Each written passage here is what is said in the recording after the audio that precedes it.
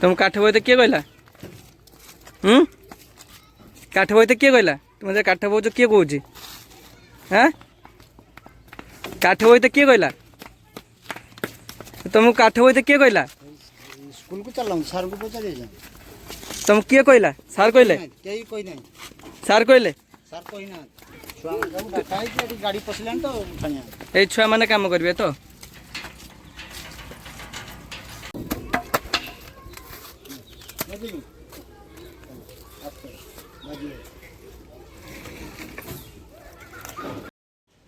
এটা এମାନେ ଯାହା ଡ୍ରେସ୍ ନାହିଁ ସେମାନେ ନା ନା କୋଉ କ୍ଲାସ୍ ଖାଲି କେ କ୍ଲାସ୍ ବସିଛନ୍ତି ସବୁ ମିଶିକି ବସିଛୁ। ଆଚ୍ଛା ଆପଣ ପିଲାଙ୍କୁ ପାଠ ପଢ଼ାଉଛନ୍ତି ନା ମୋବାଇଲ ଘାଣ୍ଟୁଛନ୍ତି? ନା ମେସେଜ୍ ପଠାଉଥିଲି, ମିଟିଂ ହେଉଥିଲା ମେସେଜ୍ ପଠାଇ ନଥିଲି। ଆମେ ଯେତିକି ଖାଇବେ ସେଟାକୁ ମେସେଜ୍ କରାଯାଏ। ଆମେ ଦେଖୁଛୁ ସେଟା ମିନିଟ୍ର କାମ, ଆପଣ ଅଧଘଣ୍ଟା ହେଲା ମୋବାଇଲ ଧରିକି ଘାଣ୍ଟୁଛନ୍ତି। ପିଲା ବସିଛନ୍ତି, ପିଲା ଇଏ କରୁନାହାନ୍ତି, ଆପଣ ମୋବାଇଲରେ ବ୍ୟସ୍ତ। କ'ଣ ପଢ଼ାଉଛନ୍ତି?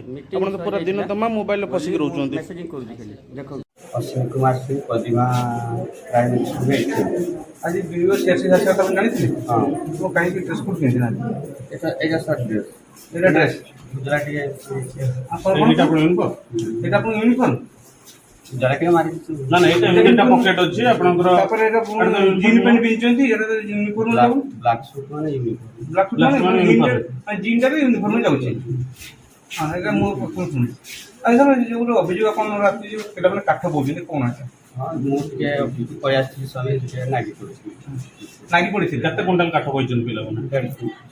ଅଳ୍ପ ଥିଲା ସେମାନେ ମୁଁ କିଣିଥିଲି 1.5 କୁଇଣ୍ଟାଲ ଏଠୁ ଗାଁରୁ ଅଟୋବାଲା ତାଙ୍କୁ ନାଗିଥିଲେ ପିଲାମାନେ ନାଗିଥିଲେ। ଆମେ ଦେଖୁ ସବୁ ପିଲା 30-40 ପିଲା ନିୟୋଜିତ ଥିଲେ, 6-7 ଜଣ ନାଗିଥିଲେ। ନା 6-7 ଜଣ। ଆମେ ସେ ଭିଡ଼ିଓରେ ଭଲ ଭାବେ ଦେଖିଛୁ ପିଲା ମୋର ଅନନ୍ୟ 30 ପିଲା ନିୟୋଜିତ ଥିଲେ।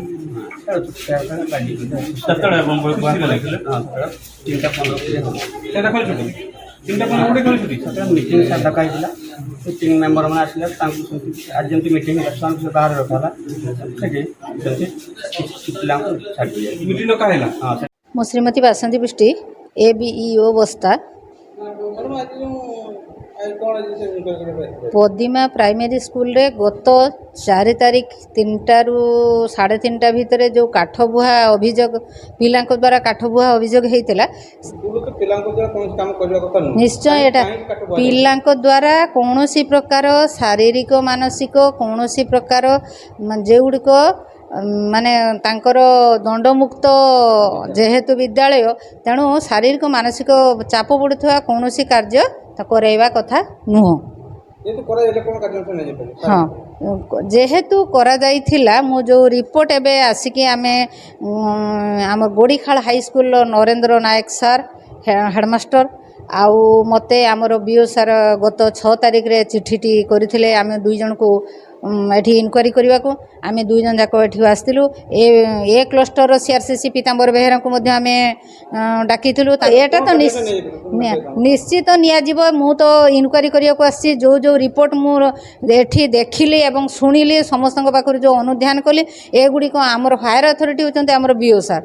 ମୁଁ ମୋର ରିପୋର୍ଟ ତାଙ୍କ ପାଖରେ ଦାଖଲ କଲେ ସିଏ ହେଉଛନ୍ତି ତାଙ୍କର ଆକର୍ଡ଼ିଂଲି ସିଏ ତାଙ୍କର ଯେଉଁ ପଦକ୍ଷେପ ନେବେ।